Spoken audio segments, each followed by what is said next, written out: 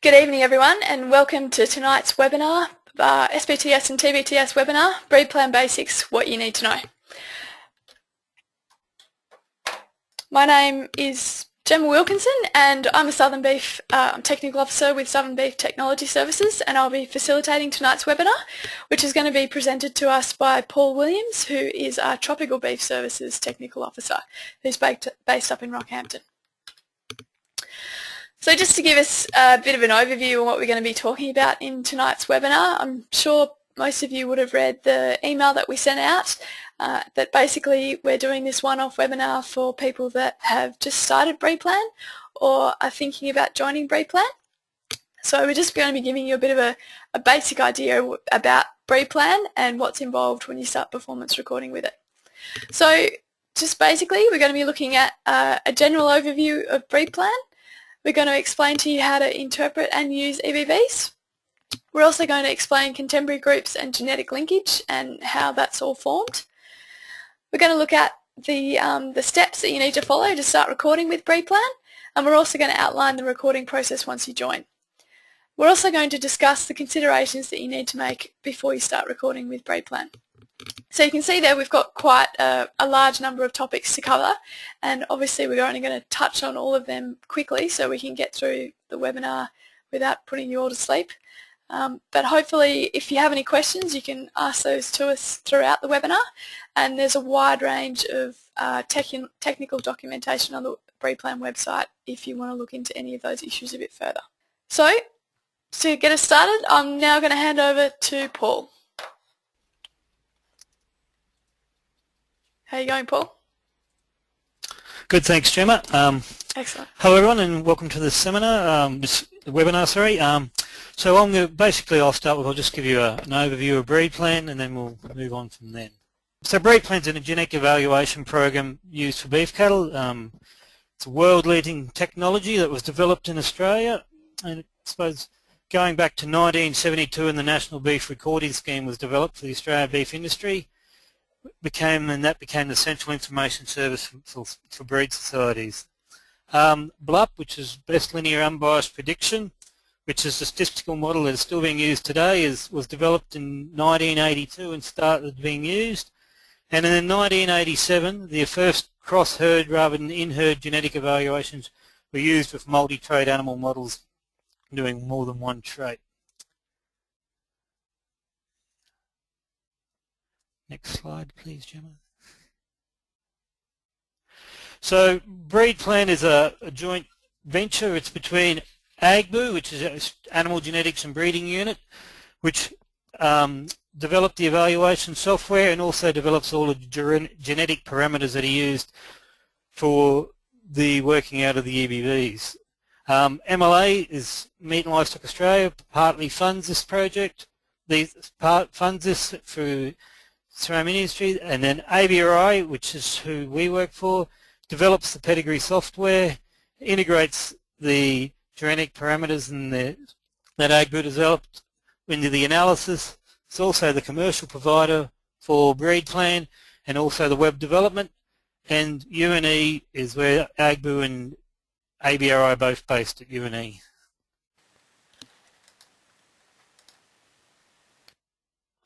BreedPlan at the moment is conducting genetic evaluations in 14 countries, in the UK, most breeds, South Africa and Namibia, throughout Asia, Canada, the US, and also in South America, New Zealand and Australia. In Australia there's currently 27 breeds that have conducting BreedPlan evaluation, from the large breeds like Angus and Hereford and Brahmans to some smaller breeds as well, are still all getting BreedPlan figures and EBVs.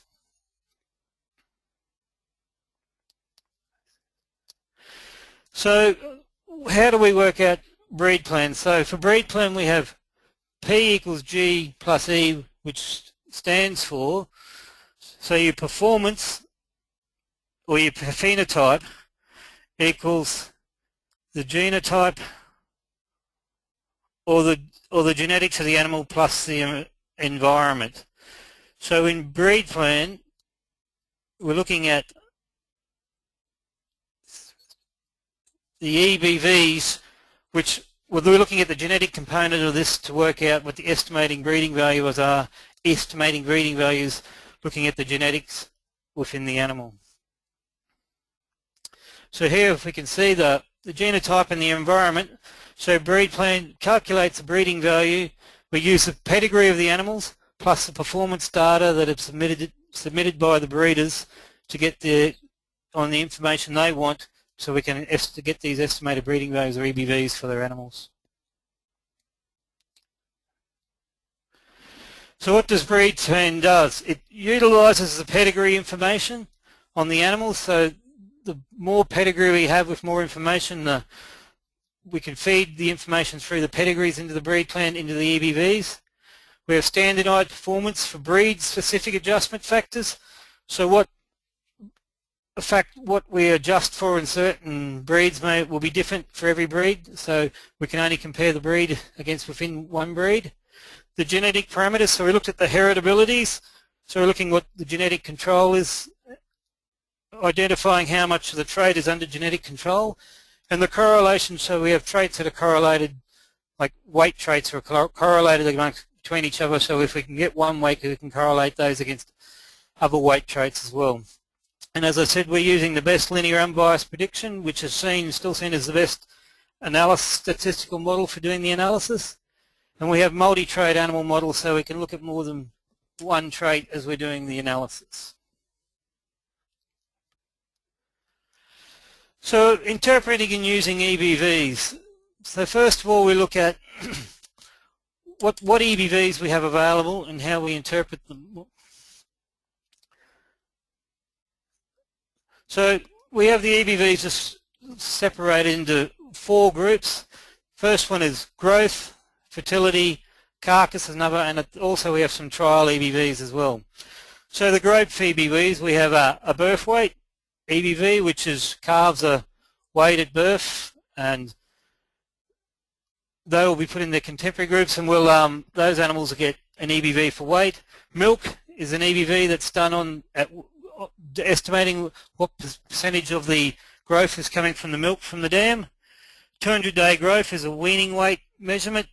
400-day weight is a measurement we take at yearling weight, and 600 days at 600 days looking at a later weight to work out how the animal is growing in their later life.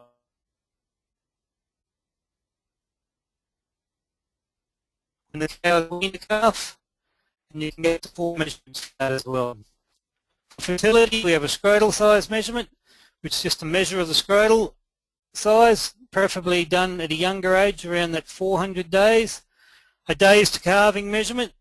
Days to calving looks at the time between a cow going into mating and when she calves, and the cows with the lesser or the lower EBV are the ones, the lower in number, will have the better EBV.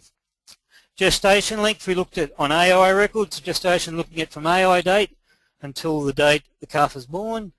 And then calving ease, or a calving ease score that is given by the producer on how easy the calf was of being born. For the carcass traits, we have a carcass weight, which can be taken from measurements from in the meatworks.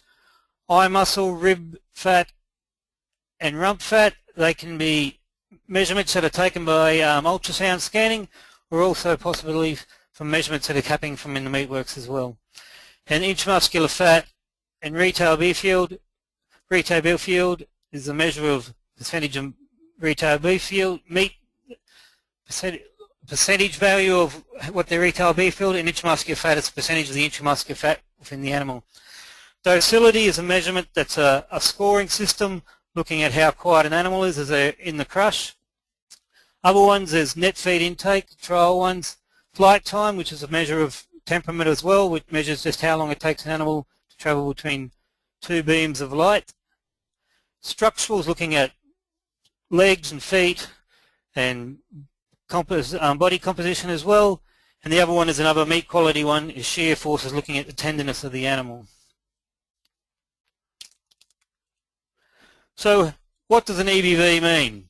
So we have an animal here, Victor, who has a 600-day weight EBV of plus 75. So a plus 75 EBV is expressed as the difference in the genetics of the base which the animal is compared. So EBVs are reported in their actual units. So for weight, they'll be reported in kilograms. For a days to calving, it's reported in days. Eye muscle areas in square centimetres. And the rest goes like that. So for Victor, he is 75 kilograms genetically heavier than the base relatives of the cattle of the population at 600 days. So the base population is it's a time where it's set in time as a base value of 0, and for those animals, a lot of them, it's sort of back in the 1980s where the base animals were set. So if we have two sires here, we have Victor, then we have another sire, Harry, and Victor is for 600 days plus 75 kilos, and Harry's plus 45 kilos. So how do we interpret the difference between those two?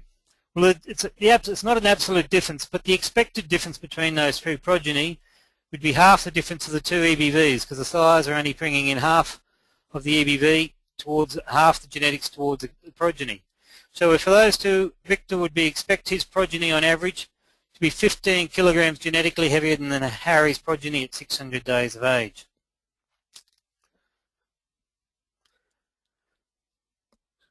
One thing we must do when we're comparing EBVs, that each breed currently runs its separate genetic evaluation. So what that means that we can only compare animals within the same breed against same breed. So because they have a different genetic basis, so a plus Charolais bull who might have a plus 60 for 600 day cannot be compared against a Hereford bull who has plus 60, because their base levels will be completely different. So it's very important that you're looking at EBVs, that you're only comparing EBVs within the same breed.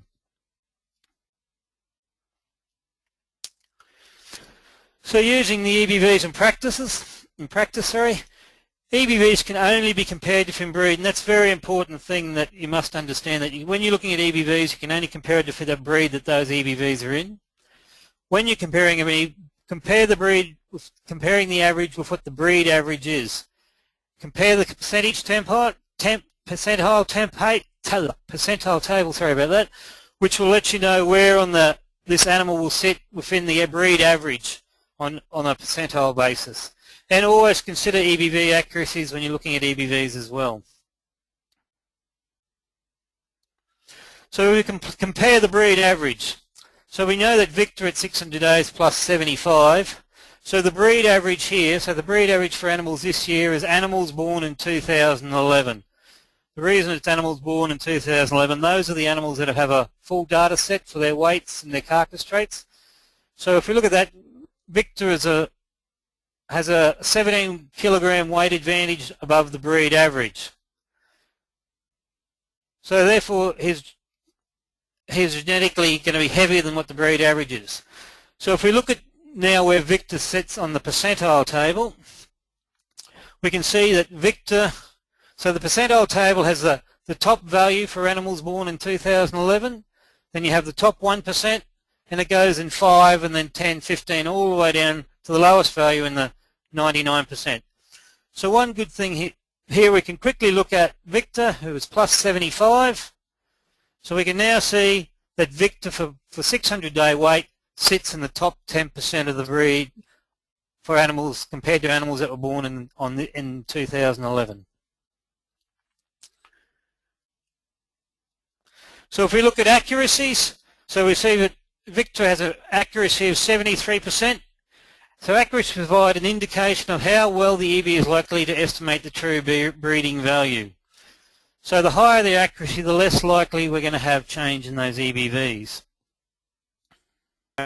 Paul, I might just get you to Yes. pause there. It's breaking up quite a bit. So if it's okay with you, I might just read this slide. Is that okay? Yep. That's Alright, fine. so what Paul was trying to say is that if you're starting out with a sire with 70% accuracy and a dam with 40% accuracy only, and you have no information on that calf, then you'd expect it to have at about 40% accuracy for this trait. If you've got a sire with a bit more accuracy, say an AI sire, which might have about 90% accuracy, you'd expect the calf to have about 60% accuracy for that trait, so 400 day weight. Once we start getting in the animal's own records, so for instance its own weight records, the accuracy would jump to about 72%. And then in order to increase accuracy from then on, we'd have to start looking at progeny records of that animal.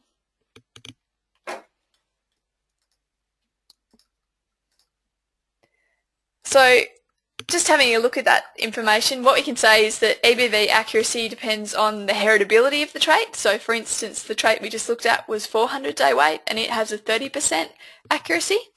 But if you were to look at, say, a trait like days to calving, one of our fertility traits, which has a much lower accuracy, you'd probably need to have quite a few more progeny records before you'd start seeing those higher accuracy thresholds of about 70%.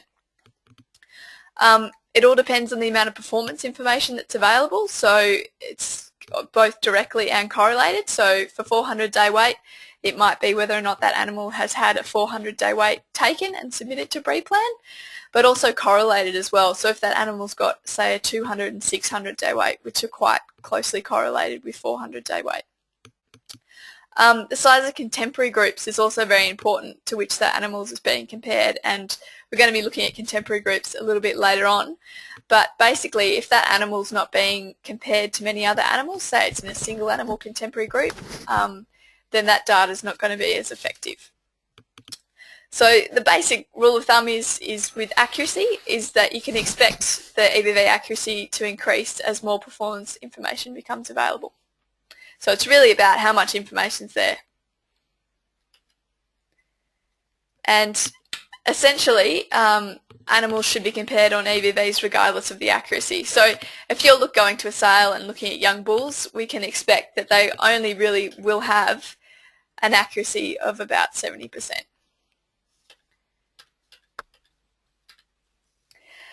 The final point that we should make, so we've had a look at comparing the EBV to the breed average. We've also looked at comparing it to the percentile table to see where it sits within the breed, and we've talked about accuracy.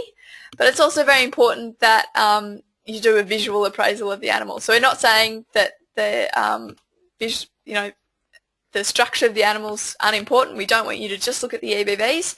We also want you to visually assess the animal for traits of importance that might not be accounted for by the EBVs. So things like structural soundness, maybe temperament, fertility, things like that. I'm going to break for questions now. We haven't had many questions come through, but I do have one here. If you were starting out with BreedPlan, how do I work out which traits to record? Paul, do you think you'd be able to answer that question? Well, that would be dependent on what traits you're interested in, really, what traits you want to measure. I mean, the easiest traits to measure to start with, I suppose, are the weight traits. They're easy if you've got a set of scales, it's easy to get some weight measurements to start with. It's really up to what you think are important to you, what you want to measure. Right. Is there any, were you also thinking about doing something like scrotal size, which you could probably do at the same time as 400-day weight? Fertility, yeah, I'd be looking at, if you don't do your 400, doing your scrotal size. If your breed society has days to calving, sending in joining records, which is a pretty basic one. It's a bull in and a bull out date, and the sire and the cows that are in that mating group. It's another good one you can get started with. Sure. Paul, could you also give me an example of how environment affects how an animal looks? Sorry, Gemma, missed that one. Could you give me some examples of how environment affects an animal's performance or phenotype, and how that might change your selection decisions? Sorry, I'm having trouble hearing that. Sorry, Gemma. That's okay. What I was trying to get at is an environmental effect. So Paul was talking about earlier, phenotype or performance equals genetics plus environment. So I was just going to ask Paul for some examples of that. So if you're looking at an animal, say some environmental effects would be the age of the animal, and also how perhaps that animal is fed nutritionally and disease. So if you're looking at an animal, say, that's 6 months older than another bull and you didn't know that, then the older bull is probably going to be heavier. As well, if one of them has been sick, and that's going to affect their performance, so they might be a bit smaller or not as performed as well. and things like that. Nutrition as well. So if you've got an animal that's been fed quite liberally versus an animal that hasn't had that opportunity to perform, then that's definitely going to affect their performance. Righto, Paul, do you think you're ready to keep going on, or should I continue? I'll try. I had trouble hearing you then, that was all. Okay, but, righto. Yep. You wouldn't believe that we practiced this about half an hour ago and it all worked fine.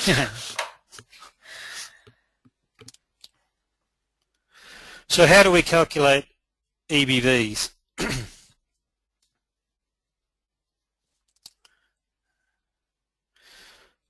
So we look at so firstly we need to get contemporary groups, which is putting the animals into groups that they can be compared. We think we can take the environment effect out and compare them basically just on their genetic value. And also genetic linkage. We want to have genetic linkage so we can have the link between other properties or other herds in your herd, or within your herd between contemporary groups as well. So what are contemporary groups? So contemporary groups are groups that are formed in BreedPlan analysis. So the animal called like treat animals are compared. So we want to compare animals that have been under the same genetic or under the same conditions, and we're just looking at the genetic component in that analysis.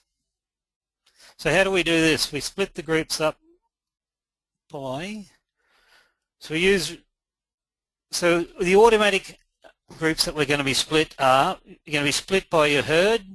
So your herd will be automatically split. The calving year, so the year the calves are in.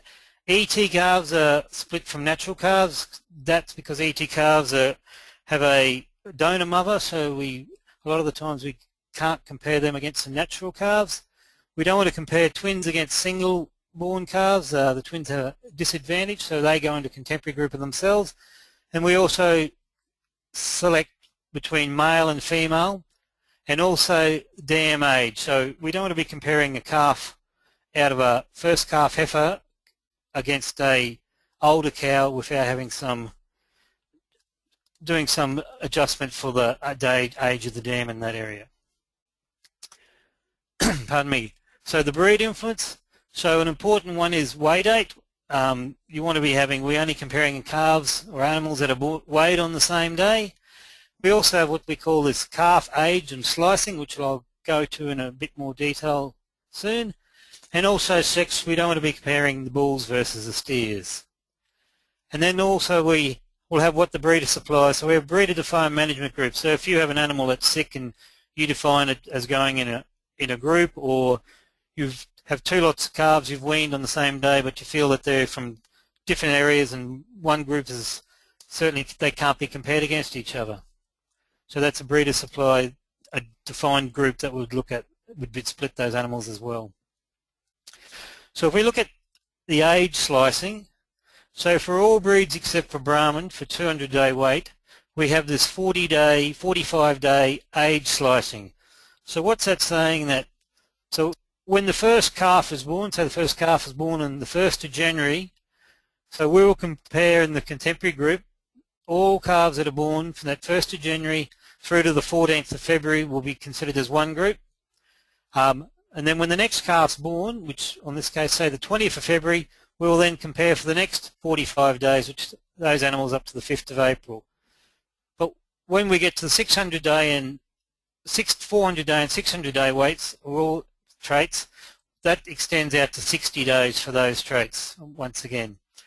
The reason for this is that we just don't want to have too big a gap between the age and the animals when we're doing the slicing, because the environment can have coming in with too big an effect.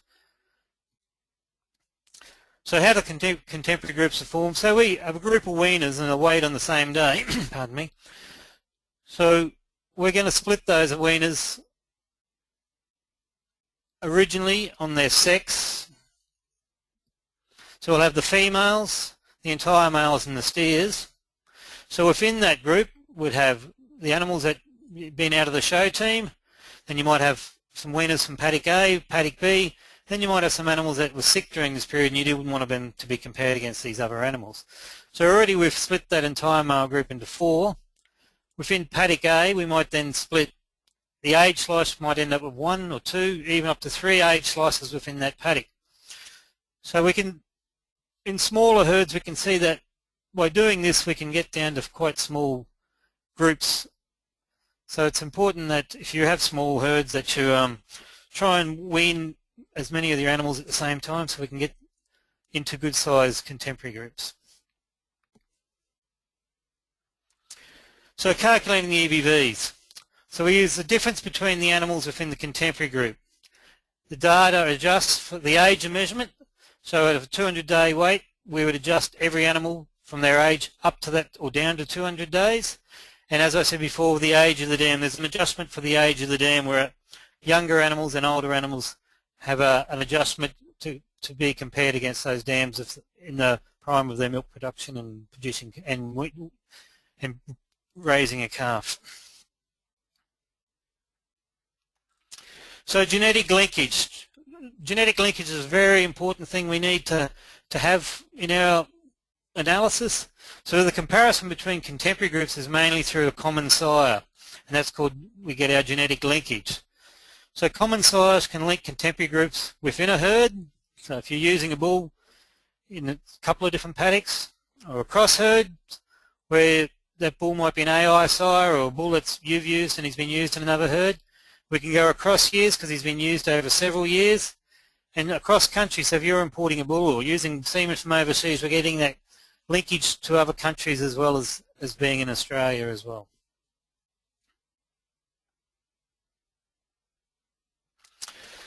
So how do we get these contemporary groups and how do they work? So we know that we have 3 contemporary groups here.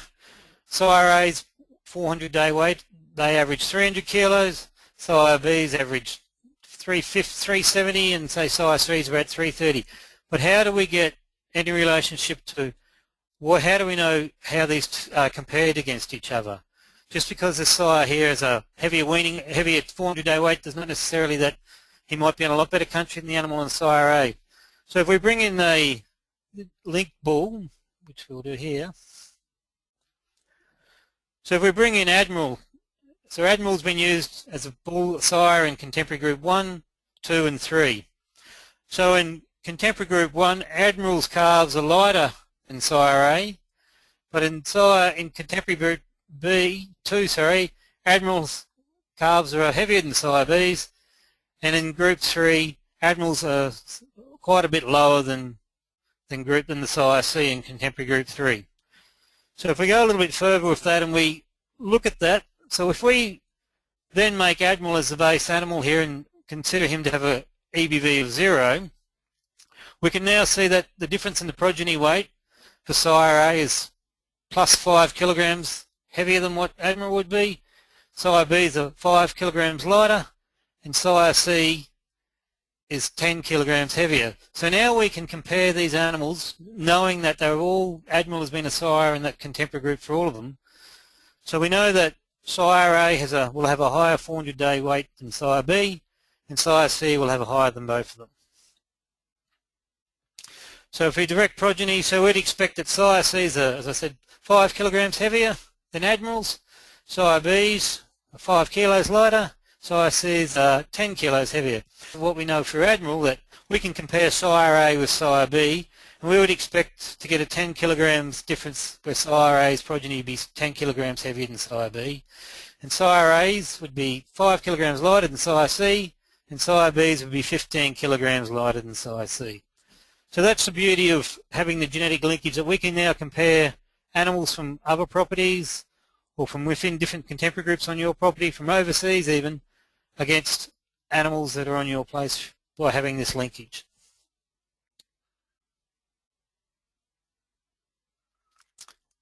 So we have the trait relationships. This one here is for Angus. So because we know have a birth weight, we have this trait relationship or a correlation with 200-day weight. So even if we just have a birth weight, we can get an EBV by knowing that the correlation will be, or the trait relationship is a 0.66 trait relationship. So we can then estimate an EBV for 400 days, 600, for carcass, because we have these relationships. We can also have, so that can, yes, so that's how we can, although you might only have a 200-day wait, we can also get an EBV for 400 and 600-day wait as well. So I'll pass back to Gemma now for any questions. Okay. Thanks for that, Paul. We seem to be getting a bit better audio now, which is nice.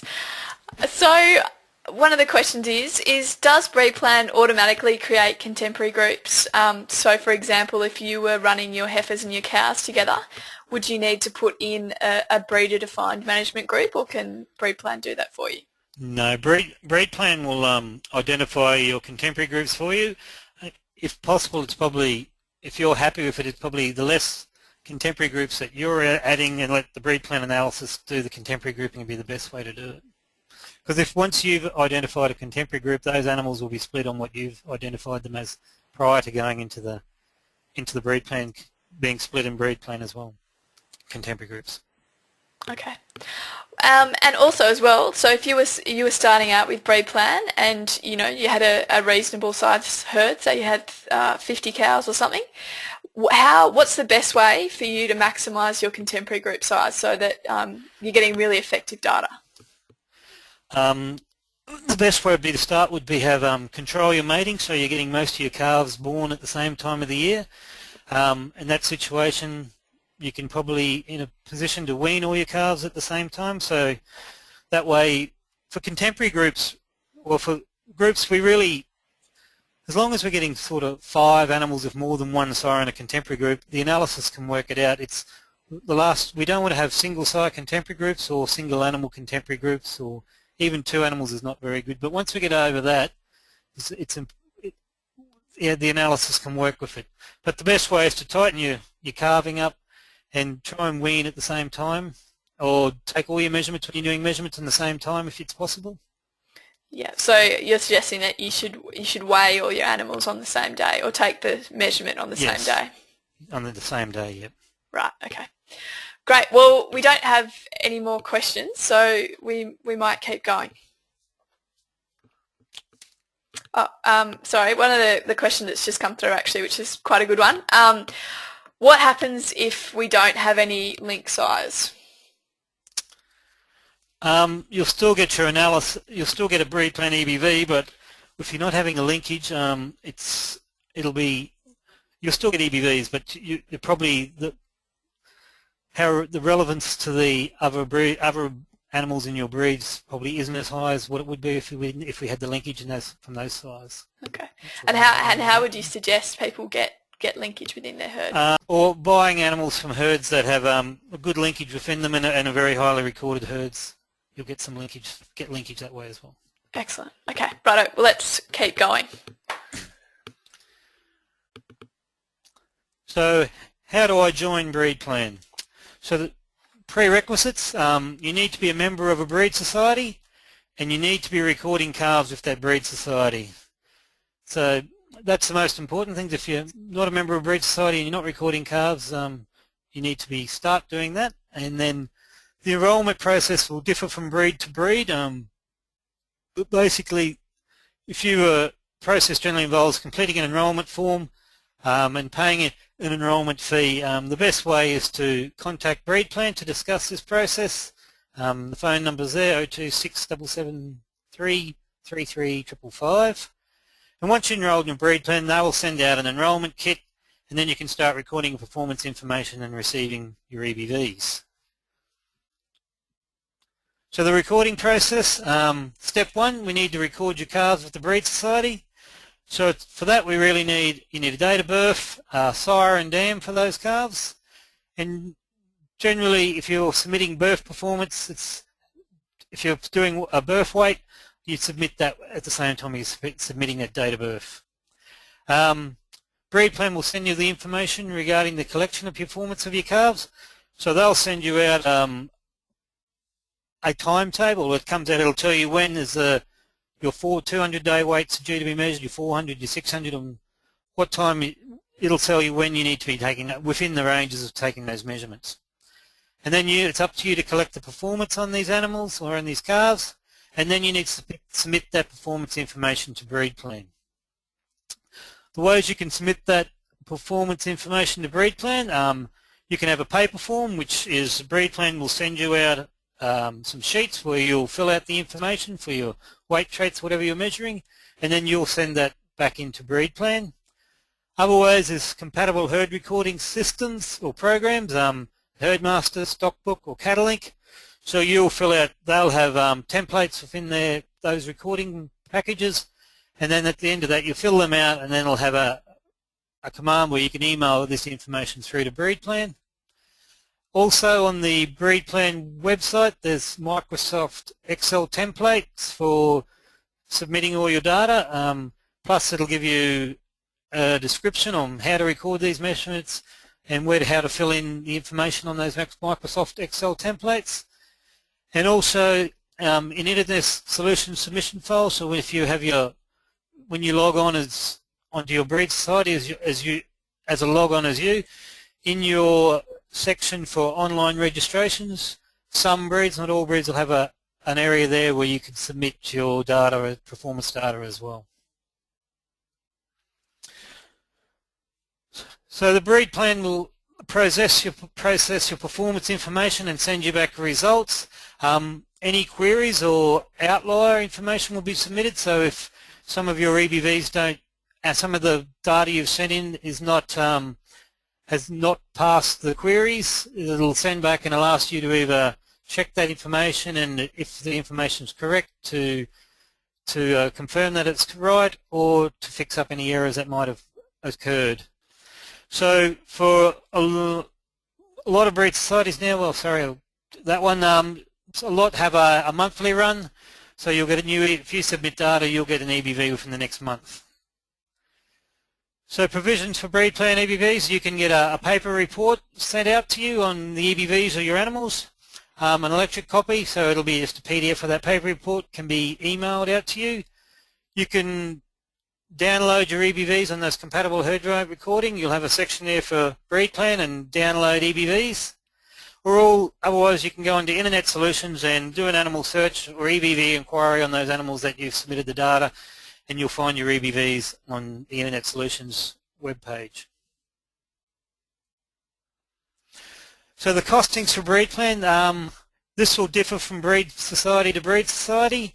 For the fee schedules, if you go onto the BreedPlan website, then go into technical, and then they'll have a section in technical for breed specific, and if you go into there you'll find what the fees are going to be for your breed to join and submitting data to BreedPlan.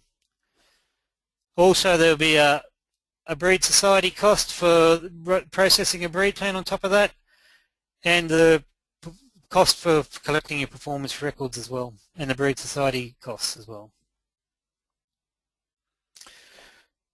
So considering starting BreedPlan, you've got to consider which traits are you going to record and which ones are important to you.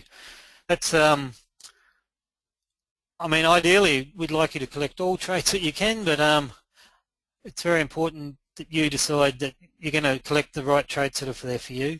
For the minimum herd size,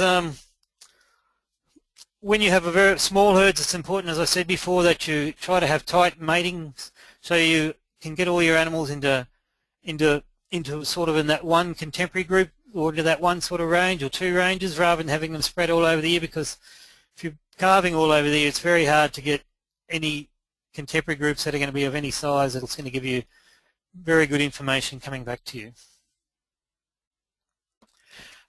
If you have historical weights or information on those animals, you can submit that data after you've joined BreedPlan. That's a good way to get a lot more information on your current animals by submitting that historical information on their dams and sires that you might have information on. It's just a matter of filling that out and sending that in, and then you'll get EBVs on those older animals as well. The management you heard, as I said, it's important that if we're going to be doing where we're getting good sized management groups, so you manage your herd around, if you're going to wean two lots of weaners in one day, and you're happy that they're in similar paddocks and you're getting a use of two different sires, that you can put those two management groups in together. running your cows, swapping your cows over so you're not having the same cows going to the same bulls every year. Just there's lots of information we can send you on that sort of stuff as well if you want more information. I'll put it back to Gemma for any questions. Okay, thanks very much for that, Paul. So what would you say is a practical size for a herd? So is there sort of a minimum that we're looking at, which would be a bit of a problem, or 50 cows? I think if you're down to herds of 20 and you're mating all year round, it's very hard to get animals into a contemporary group, or if you've got a small herd and you're doing ET work, it's once again it's hard to get these good sized groups. Most of my herds I deal with are a larger one, so I don't know, Gemma, what would you think on that one? I think, like you said, there's you can have those smaller herds, but I think you need to think about the way that you're going to manage them. So, as we were saying earlier, if you're trying to have a tighter calving period and also, say, weaning them all at the same time, so doing all your weaning weights at the same time, scouting at the same time, etc. And maybe if you're looking to have steers and bulls, then maybe trying to leave off castrating as long as possible, so you've got a larger bull contemporary group. But if anyone is interested in that sort of thing and they want specific advice for their herd, then they should definitely contact their SBTS or TBTS technical officer or BreedPlan.